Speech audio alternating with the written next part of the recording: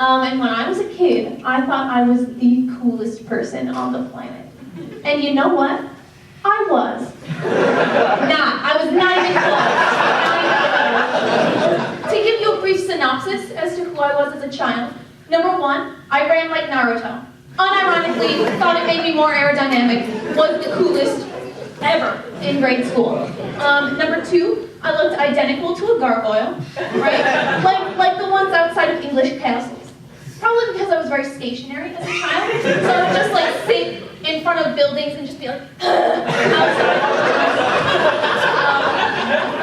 And then lastly, my favorite pastime as a small child was to go out for fun and to look at the sun for as long as I possibly could. In my mind, I was like, no one else is doing this. You know what that means? I'm gonna get superhuman eyesight. I'm gonna be able to see through walls, see on the other side of the planet, and guess what? I do have that. I'm just kidding, I don't. I'm like blind. I'm like very sadly blind. Like, you know who else wears glasses in here? Nice. Killing it. Well, I also wear glasses. Right now I'm wearing contacts. But whenever I wear glasses, you know those people are like, take off your glasses. And then you do it, and they're like, how many fingers am I holding? They're like standing like 2 feet away from you, and you're like, I'm not blind, Sarah. I can see your fingers. I am blind, Sarah. They just look like a sad blob, I don't know. So despite all of these like blatant, uncool things, I still thought I had it all going for me as a child. And I was like, yeah. I'm the full package. Do you know those like things online? I don't know if you've seen them, but they're like a triangle, right? And the title of this thing is like, what you can offer in a relationship. Pick two. And on each point of the triangle is something like good looks, intelligence, and mental stability. When I was a kid, I was like, psych, I got them all.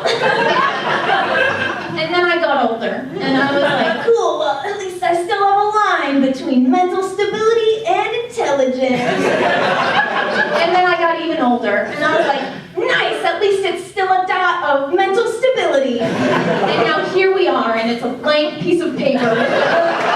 Please written on it in bold.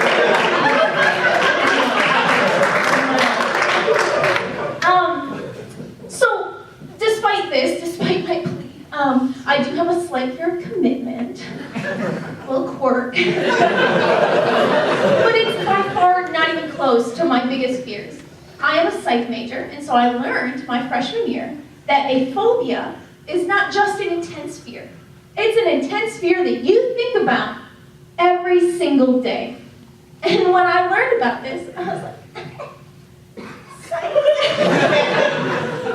I don't have any. What's up? Mentally stable. And then, like everything else, I got older. And I was like, ooh, good. I not only have one, I have two. Stack on stack. Just two. My first phobia is of earwigs. And some of you may not know what those are, so I'll do my best to describe them. They are if you took a centipede and then crossed it with Satan. That's it.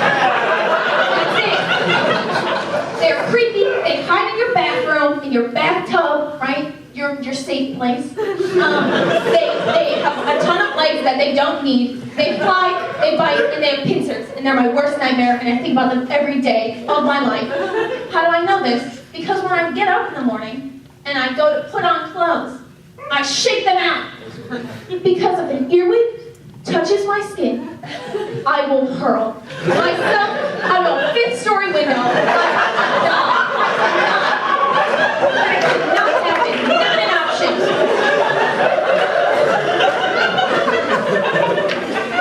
So that's phobia number 1. Killing it already. Phobia number 2 is the real unfortunate one, despite what you just heard. Because it's very common. I would bet that most of you have experienced this at least once. If not, some of you, today. And that's running in public. Yeah. I can't do it.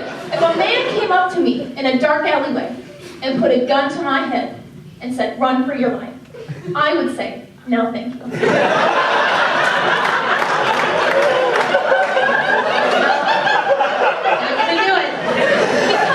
If I run, right, and there are witnesses, they'd be like, "Put her down." Unacceptable. It's like Bambi on ice out there. There's something wrong with her. So I would much rather just die with dignity and sit down, be like, "Thank you, strange man." The closest I've ever gotten to running in recent years is at my job. I work at an event center, and I won't tell you what it is for privacy reasons, but I will tell you that it rhymes with Alumni Center. And primarily what I do there is I'm like a glorified assistant, and we have a lot of weddings, which are my favorites, because pressure's on, right? The bride's biggest day, right? She's like, "Oh, it's fine, just mess it up, it's fine." I'm kidding, she's not. She's like, "If you place a leaf wrong, I will die." Cool. But I've experienced a lot of cool weddings. One stands out in particular. It was a themed wedding. Not like a fall themed wedding, like a themed wedding after a movie. And I won't name the movie, but it was a cartoon for sure. So they already were off to a unique start. And the people in the wedding were also very unique. They had decided to use their great aunt to be the officiant, the person who's like, "Here's the bride," at the end, and who does all of the speaking primarily, other than the bride and groom. She was a little out of it, and 15 minutes before the wedding began, she came up to me and she goes, "Hey, do you think I have time to go to Starbucks?" This was before there was a Starbucks, right there. You had to go all the way to Target. I was like, "No, you do not have time. I can promise you right now, you will not make it back." So I was like, "All right," I told her that, she'll be fine. 45 minutes passed. Wedding was supposed to start 30 minutes ago. Officiant strolls in. "Starbucks Frappuccino in hand." She's like, "What are you waiting for?" "Weird. You're a big part of this. You should not have done that." So that was the officiant. The bride was a unique person as well. She ripped her veil. It was very sad. And right before the wedding started, she decided that she did not want her dad to walk her down the aisle, which was very sad, and was a very traumatic thing for the father. And she decided that for this big news, she did not want to tell him. So I got to tell him.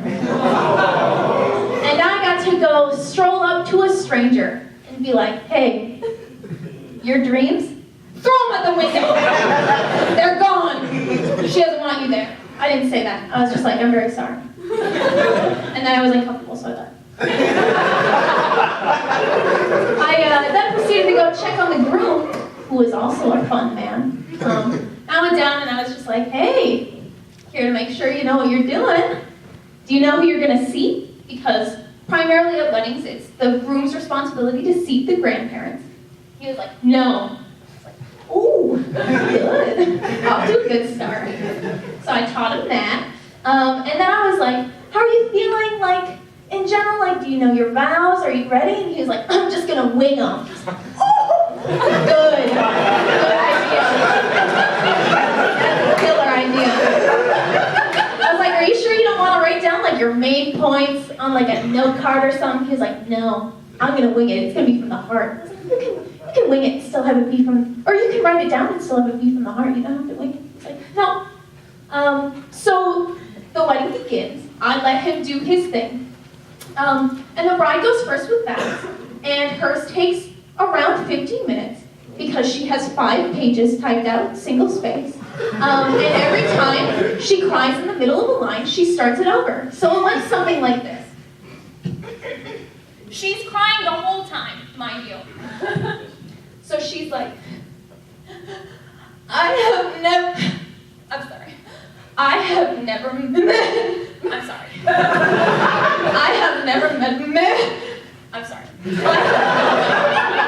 and that goes on for a long time. And then it's the groom's turn. And to my surprise, it moved me to tears It was beautiful, it was eloquent. He quoted a ton of authors, Shakespeare, Chaucer.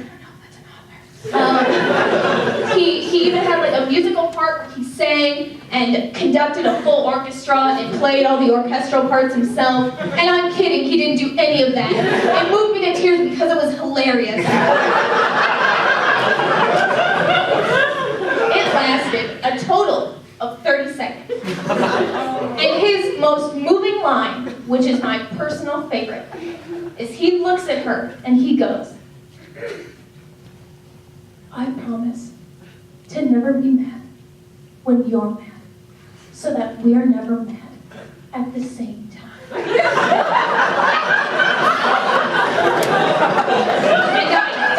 I died in the background. That's hilarious.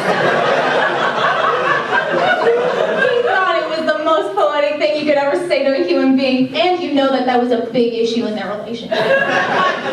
So because of this, I know primarily what I want to do in my wedding, which will be a long way. So like, I know that when everyone RSVPs, you will sign a waiver saying that you can, and you will, dance the hokey pokey with everyone else. And if you don't, I will hunt you down and find you and make you dance it alone, in silence, in front of everyone else.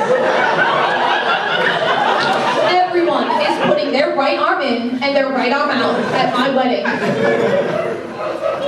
Another thing that I would like at my wedding is a partner. Would be cool. Would not like to not get married to anyone else. I know my colors.